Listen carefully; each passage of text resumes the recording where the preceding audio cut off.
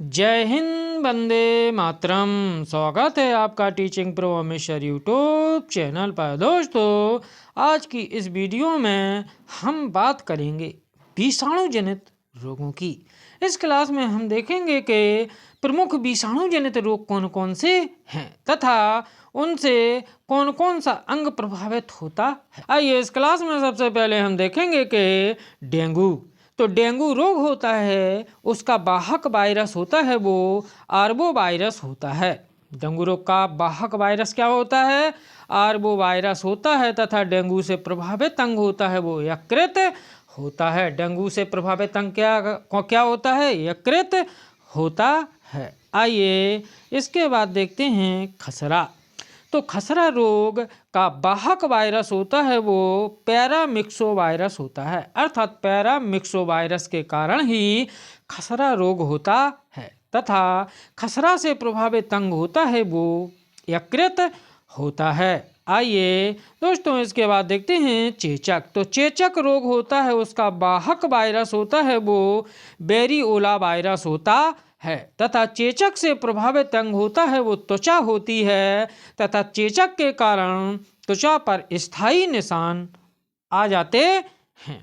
आइए इसके बाद देखते हैं छोटी माता। तो छोटी माता रोग का वाहक वायरस होता है वो बेरिसेला वायरस होता है तथा छोटी माता के कारण त्वचा पर अस्थायी निशान बन जाते हैं।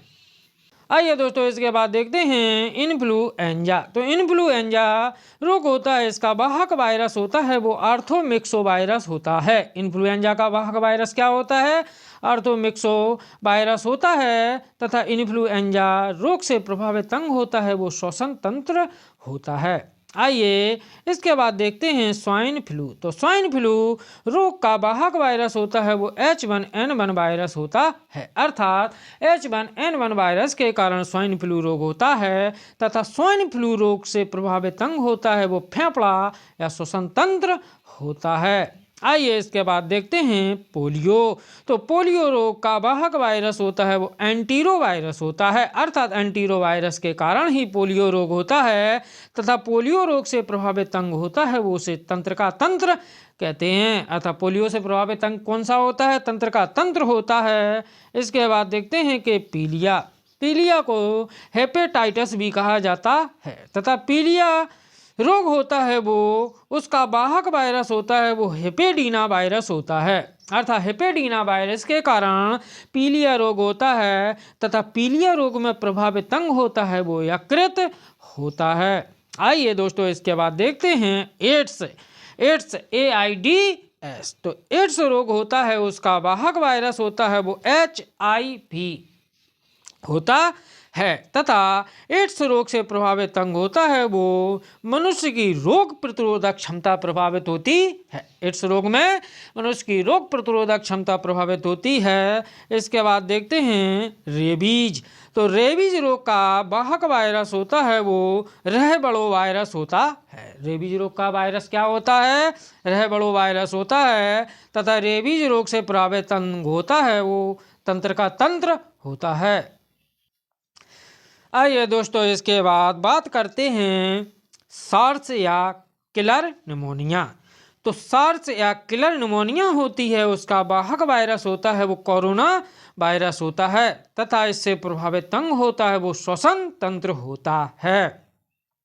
आइए दोस्तों इसके बाद बात करते हैं बर्ड फ्लू। तो बर्ड फ्लू रोग होता है, उसका वाहक वायरस होता है वो H5N1 वायरस होता है, अर्थात H5N1 वायरस के कारण बर्ड फ्लू होता है तब बर्ड फ्लू में प्रभावित अंग होता है वो श्वसन तंत्र होता है, अर्थात श्वसन संबंधी रोग होते हैं वो बर्ड फ्लू से होते हैं।